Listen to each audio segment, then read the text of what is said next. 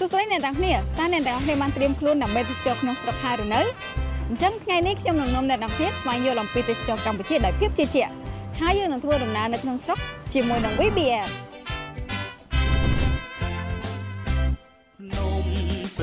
ថ្ងៃនេះខ្ញុំចង់ធ្វើដំណើរដើម្បីស្វែងយល់ពីទេសចរកម្ពុជាម្ដង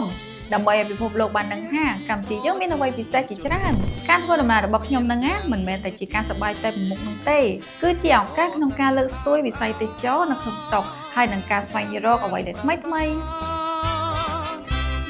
នអារម្មណ៍អ្វីល្អជាងការធ្វើដំណើរដែលមានភាពងាយស្រួលជាមួយធនាគារវឌ្ឍនៈទេអញ្ចឹងខ្ញុំបានជ្រើសរើសធនាគារវឌ្ឍនៈដើម្បីទេសចរក្នុងស្រុករបស់ខ្ញុំមិនថាជាភ្ញៀវក្នុងស្រុកនិងភ្ញៀវទេសចរក្រៅស្រុកនោះទេ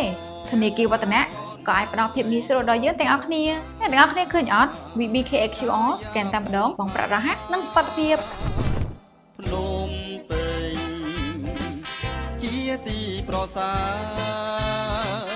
គួរឲ្យចង់ដើរកំសា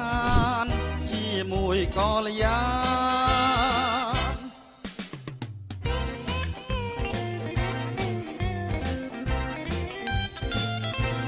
តែណាក៏មិនពិបាកដែរព្រោះធនាគារវឌ្ឍនៈតែគ្រប់គ្រងការធ្វើដំណើររបស់ខ្ញុំគ្រប់ជំហានអ្នកទាំងអស់គ្នាធ្វើដំណើរទៅណាក៏មិនចាំបាច់កាន់សាច់ប្រាក់តាមខ្លួនដែរ VBM មុតកភាពបង្កើតឡើងដោយកូនខ្មែរ